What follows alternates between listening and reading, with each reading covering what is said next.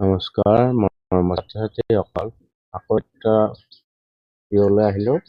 এই ভিডিঅ'টোত আমি আলোচনা কৰিম প্ৰশ্ন নম্বৰ 8, 9, 10 এইবিলাকৰ বিষয়ে। তো ইয়াতে যিখিনি ৰৈ গৈছে আৰু 8, 9, 10, 11 ঠিক আছে। ইয়াতে আৰু বেছি নাই। তো এইটো আমাৰ চেপ্টাৰো শেষ হ'ব, অনুশীলনীও শেষ হ'ব। তো গোটেইখিনি আমি একেলগত ইয়াতে আলোচনা কৰিম। তো 8ৰ পৰা আলোচনা কৰোঁ। ইমান এটা টান নহয় চেপ্টাৰটো, যদি তোমালোকে অলপ ভালদৰে বুজিবলৈ চেষ্টা কৰিছো, একদম সহজ। তেতিয়াহ'লে 8ত কেইটা আছে? 2টা আছে। আমি আলোচনা কৰোঁ। ইয়াতে কি কৈছে চোৱা, a হৰণ 12, মানে 12ৰে a হৰণ কৰিলে a ৰ মান উলিয়াব লাগে যদি ভাগফল 7 আৰু ভাগশেষ 2 হয়।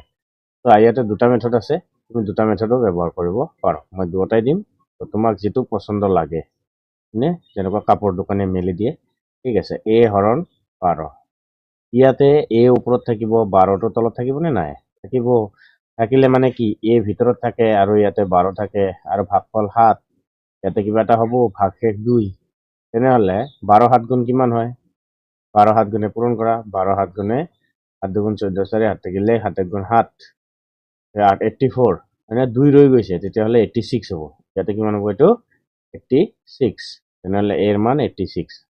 আমি ইয়াতে গম পালো a ৰ মান 86। ওকে, আমি এইটো কৰোঁতে পালো, চোৱা, a ভিতৰত থাকিল, হয়নে? ইয়াতে আমি 12ৰে হৰণ কৰিলো, 12 7 গুণে 84, 84, ইয়াতে নামিছে 2, মানে a ৰ মান কিমান হ'ব লাগে? a ৰ মান 86 হ'ব লাগে, তেতিয়াহে 2 ৰৈ যাব, হয়নে? তাৰপিছত আমি আৰু এটা মান চোৱা, আমি আৰু এটা মান কি কৈছিলো? আছিলে ন, ভাজ্য সমান ভাজক পূৰণ ভাগফল। সূত্ৰত কৰিলে বেছি ভাল চাগে, ভাগফল মোৰ মতে, যোগ ভাগশেষ।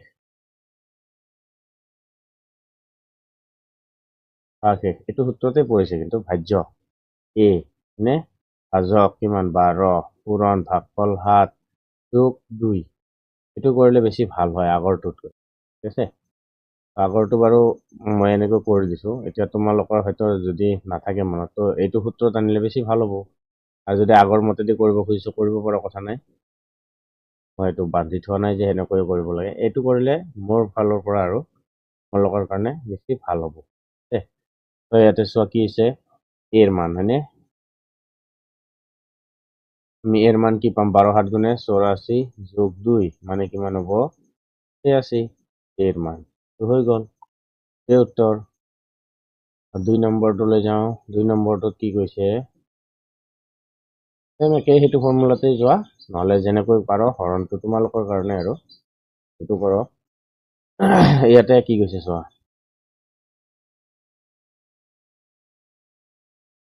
ভাগফল 9 আৰু ভাগশেষ 1, তেন্তে 190 হৰণ d, ৰ মান উলিওৱা। নাই, কি কৰা? সেই বস্তুটো কৰি দিয়া, যে এইটো চোৱা, ভাজ্য সমান ভাজক পূৰণ ভাগফল যোগ ভাগশেষ।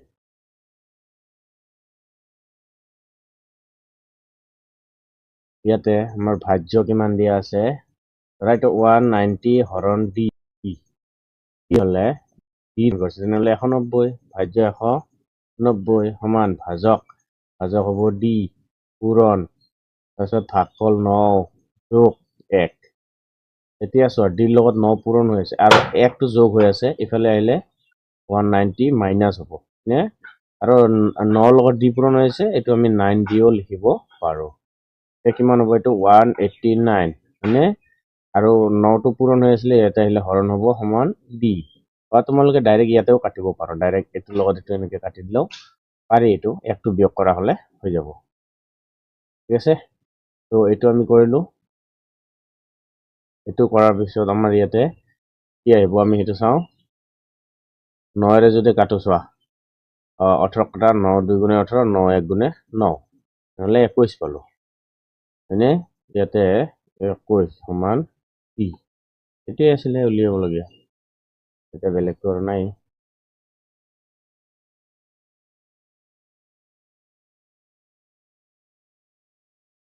9 নম্বৰ।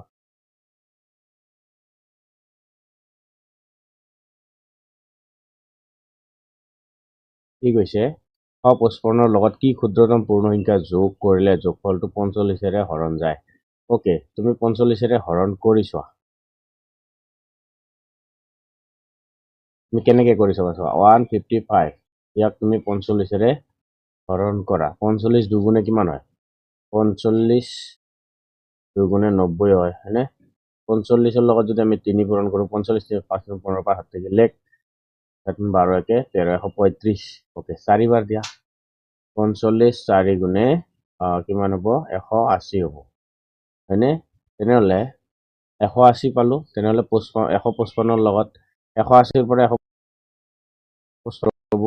10ৰ 5 গ'লে 5, 7ৰ 5 গ'লে 2, 25। ইয়াৰ লগত আমি কি যোগ কৰিব লাগিব? 25। 25 যোগ কৰিলে বাকীটো পাই যাম। ঠিক আছে, এইটো বস্তুৰ কথা ইয়াতে কৈছে। তেনেহ'লে তোমালোকে কি কৰিবা? এই এনেকে পূৰণ কৰি চাবা, চাই মেলি বাকীখিনি গম পাই যাবা। এইটো বস্তু আমি কেনেকে কৰিলো? যেহেতু আমাক এইটো হৰণ কৰিব লাগে, তেতিয়াহ'লে আমি ইয়াতে এইটোৱে কৰিম। 45ৰ লগত মই ইয়াতে কৰি দিছো বাৰু এইটো, যে এইটো 45ৰ লগত যদি 1 পূৰণ কৰোঁ আমি 45 পাম, হয়নে নাই? 45ৰ লগত যদি আমি 2 পূৰণ কৰোঁ 90 পাম। এতিয়া 45ৰ লগত যদি আমি 3 পূৰণ কৰোঁ কিমান পাম? 135 নেকি? 5 15 5 7 থাকিলে 3 গুণ 12 একে 13 135। তাৰপিছত 45ৰ লগত যদি আমি 4 পূৰণ কৰোঁ 180 পাম। তেনেহ'লে আমাৰ এতেকে 180 মাইনাছ 155 ইকুৱেলছ টু কিমান হ'ব? 25। এইটো হৈ গ'ল। তেনেহ'লে আমাৰ এইটো 180 যিহেতু 180 45ৰে হৰণ যায়, হয়নে নাই? তেতিয়াহ'লে যিহেতু এইটো হয়, তেতিয়াহ'লে আমাৰ এতেকে কি আহিব? 155ৰ লগত তোমালোকে এই বস্তুখিনি গোটেইখিনি কৰিব নালাগে, ঠিক আছে? এই গোটেইখিনি কৰিব নালাগে। 3ৰে কৰিছিলো নহয়, 4ৰে কৰিছিলো যে পাৰ হৈ গ'ল। তেনেহ'লে যিহেতু যোগ কৰিব দিছে আমি ডাঙৰটোৱে ল'ম। আমাৰ এইখিনিয়ে কথা ইয়াতে ক'ব লগা আছে। তেনেহ'লে এইটো বস্তু মই যদি ইয়াতে দিওঁ, তেতিয়াহ'লে তোমালোকে এনেকুৱাকে কৰিবা যে যিহেতু ইমান, তেনেহ'লে আহিব এতেকে এইটো। তাৰপিছত লিখি দিবা গতিকে, লিখি দিবা এতিয়া গতিকে 155ৰ লগত 25 যোগ কৰিলে 25 অলপমানৰ কাৰণে ইফাল সিফাল হৈ যায় ন? 25 যোগ কৰিলে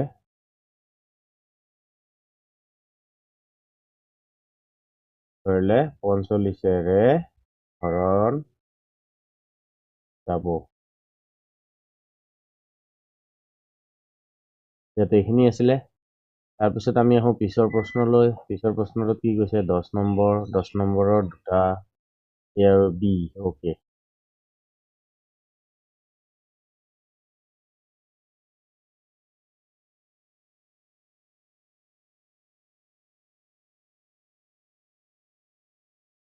কি কোৱা আছে যে এটা টেমাত থকা চকলেট 6ষ্ঠ শ্ৰেণীৰ 75জন ছাত্ৰ ছাত্ৰীক ভগাই দিবলৈ যাওঁতে দেখা গ'ল যে টেমাটোত 5টা চকলেট বেছি থাকিলেহেঁতেন। যদি 5টা চকলেট বেছি থাকিলেহেঁতেন, তেন্তে প্ৰতিজন ছাত্ৰ ছাত্ৰীয়ে গাই প্ৰতি প্ৰত্যেকজনে আৰু 2টাকৈ চকলেট পালেহেঁতেন। টেমাটোত কেইটা চকলেট আছে? তাৰমানে 5টা চকলেট কম আছে, আমি 5টা চকলেট বিয়োগ কৰি দিম। ঠিক আছে, আমি কি কৰিম? 75জন ছাত্ৰ ছাত্ৰী আছে জানো? ইয়াতে কিমানজন ছাত্ৰ ছাত্ৰী আছে?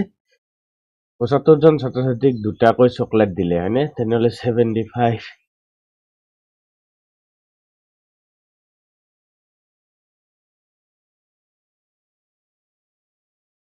75ৰ লগত 2 পূৰণ কৰা। আৰু যিহেতু 5টা চকলেট বেছি থাকিলেহেঁতেন বুলি কৈছে ন, যদি টেমাটোত 5টা চকলেট বেছি, তেনেহ'লে বিয়োগ 5 কৰি দিয়া।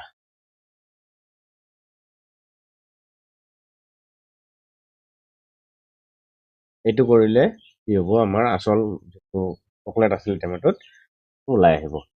তেনেহ'লে 75 দুগুণে কিমান আমি জানো?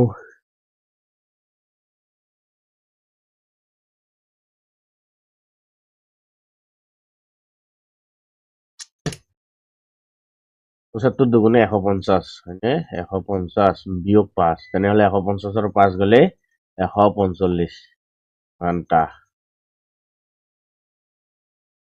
তেনেহ'লে টেমাটোত কেইটা চকলেট আছে? 145টা। মানে দুটাকৈ ভাগত পৰা নাই, দুটাকৈ পৰিব বুলি কৈছিলে, কিন্তু দুটাকৈ ভাগত পৰিব বুলি কৈছিলে, কিন্তু পৰা নাই নহয়, সেইকাৰণে।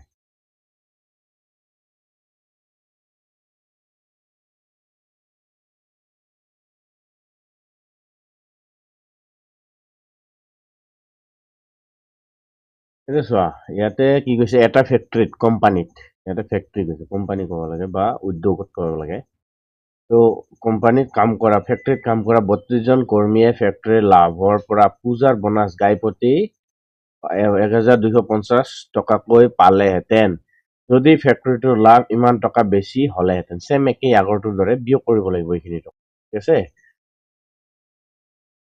সেইবাৰ ফেক্টৰীৰ কিমান লাভ হৈছিল উলিওৱা। কিমান লাভ হৈছিল? এই যে চকলেট থকাটোৰ কথাটো একেই কথা ইয়াতেও লাগি আছে, মানে ইয়াতে সংখ্যাটোৰ কথা আৰু দৰমহাৰ কথা কৈছে, তাতে চকলেট কৈছিলে। তেনেহ'লে 32জন, হয়নে? তেনেহ'লে 125, এইটো চোৱা, ইয়াতে প্ৰথম চোৱা 32জন কৰ্মী ইমান টকাকে পালেহেঁতেন যদি ইমান টকা বেছি হ'লেহেঁতেন, তেনেহ'লে এইটো বিয়োগ হ'ব। এতিয়াতো বুজি পাইছো নিশ্চয়? 1250 পূৰণ 32 বিয়োগ 525, এইটো। তেতিয়াহ'লে এইটোৰ লগত যদি আমি কৰিব লাগে, কিমান পাম আমি সেইটো চাব লাগে। এতিয়া তোমালোকে নিশ্চয় বুজি পাইছো এইটো। তেনেহ'লে 1250 তাৰ লগত যদি 32 পূৰণ কৰোঁ, কিমান হ'ব? 0 গুণ 0, 2 5 গুণ 10, 7 থাকিলে 1, 4 1 5, 2 2, 3 0 5 3 15, 5 7 থাকিলে 3 2 গুণ 6 1 7, 3 1 গুণে 3, 0 0 0 9 0 4, তো ইয়াতে হ'ল 40,000, 1 2 3 4 বিয়োগ 525, তেনেহ'লে কি হ'ব? ইয়াৰ পৰা 525 যদি মই বিয়োগ কৰোঁ, কি হ'ব? 10ৰ 5 গ'লে 5, 9ৰ পৰা 2 গ'লে 7, হয়নে? 9ৰ পৰা 5 গ'লে 4, এইটো থাকিব 9, এইটো থাকিব 3, 39475, 39475 টকা। কিমান টকা লাভ, মানে কিমান লাভ হৈছিলে? ইমান টকা লাভ হৈছিলে, 39,475 টকা কোম্পানীটোৰ লাভ হৈছিল। ঠিক আছে, এইখিনি বস্তু ইয়ালৈকেতো মই ভাবোঁ টেনশ্যন নাই। তাৰপিছত আমি আহোঁ পিছৰ প্ৰশ্নটোলৈ। এইটো আমাৰ চাগে লাষ্ট প্ৰশ্ন। এইটোৱে সেই প্ৰশ্ন। চোৱা, ইয়াতে যুগ্ম আৰু অযুগ্মৰ কথা কৈছে, বিশেষ একো কোৱা নাই, আৰু তলত চাগে সিমান নাইও।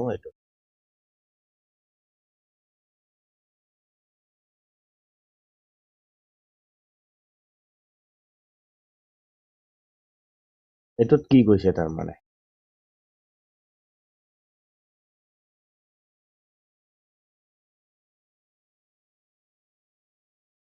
আমি যদি ঘৰ বনাওঁ,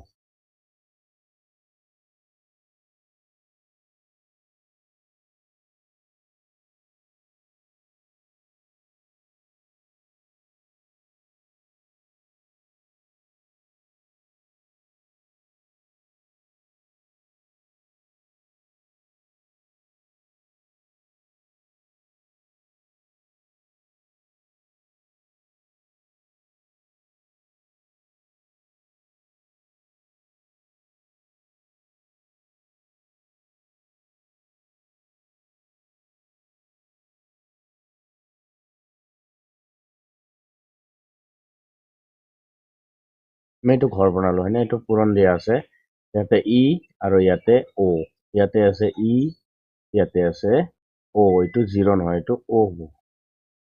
অ', তেতিয়াহ'লে চোৱা, ই যুগ্ম, মানে ধৰা 2 4 6 8 যিকোনো হ'ব পাৰে। অ' যুগ্ম মানে 1 3 5 7 9, আমি এনেকৈ ধৰি লৈছো আৰু নাম্বাৰটো। এইটো হ'ব ই, ইৰ মান, এইটো হ'ব অ'ৰ মান।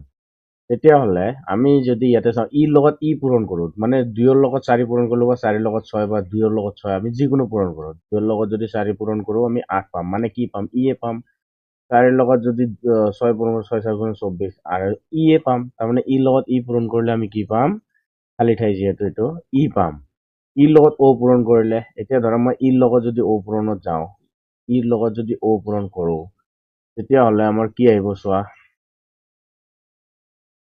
2ৰ লগত 1 পূৰণ কৰিলে 2 পাম হয়নে এতিয়া ধৰা 2ৰ লগত 3 পূৰণ কৰিলে 6 পাম তাৰপিছত 4ৰ লগত যদি 5 পূৰণ কৰোঁ 20 পাম মানে অ'য়ে পাইছোঁ ইয়ে পাই আছোঁ তাৰমানে ই আৰু অ পূৰণ কৰিলেও ইয়ে পাম তাৰ পিছৰ লাইনটোত আহোঁ এতিয়া তাৰ পিছৰ লাইনটোত কি কোৱা আছে তাৰ পিছৰ লাইনটোত কোৱা আছে যে ই আৰু অ আমি গম পালোঁ ই ধৰা 2ৰ লগত 5 পূৰণ কৰিলোঁ 10 পাম হয়নে 2ৰ লগত 9 পূৰণ কৰিলোঁ 18 পাম তেনেহ'লে এইটো ইয়ে পাম অ আৰু অ পূৰণ কৰিলে 1 পূৰণ 3 পূৰণ কৰিলে 1 3 গুণে 3 1 5 গুণে 5 হয়নে তাৰপিছত 5 9 গুণে 45 মানে আমি এইকেইটাৰে মাজত যদি পূৰণ কৰোঁ তেতিয়াহ'লে আমি অ'য়ে পাম অ আৰু অ পূৰণ কৰিলে এই অ আৰু এই অ পূৰণ কৰিলে অ'য়ে পাম এইটোৰে কথা ইয়াতে কৈছে ঠিক আছে তো এইখিনি বস্তু আমাৰ হৈ গ'ল তোমালোকে এনেকৈ লিখি ল'বা ইৰ মান এইটো অ'ৰ মান এইটো লিখিলে তাৰপিছত তলত কামটো কৰি দিবা বেছি সহজ হ'ব তো আজিৰ ভিডিঅ'ত আমি এইখিনিতে সমাপ্ত কৰোঁ আজিৰ ভিডিঅ'ত আমাৰ কি হ'ল অনুশীলনীৰো অন্তিম প্ৰশ্ন আৰু আমাৰ চেপ্টাৰটোও অন্তিম প্ৰশ্ন আছিলে তো মই ভাবোঁ এইখিনিত আমি শেষ কৰিব পাৰিছোঁ আৰু যিসকলে কিছু যদি বুজি নোপোৱা আছ তেতিয়াহ'লে মোক কমেণ্ট ছেকশ্যনত জনাই দিবা মই নিশ্চয় বুজাবলৈ বেলেগ এটা পদ্ধতি বিচাৰিম আৰু যদি বুজি পাইছ ভাল কথা আৰু এনেকৈ চাই থাক ধন্যবাদ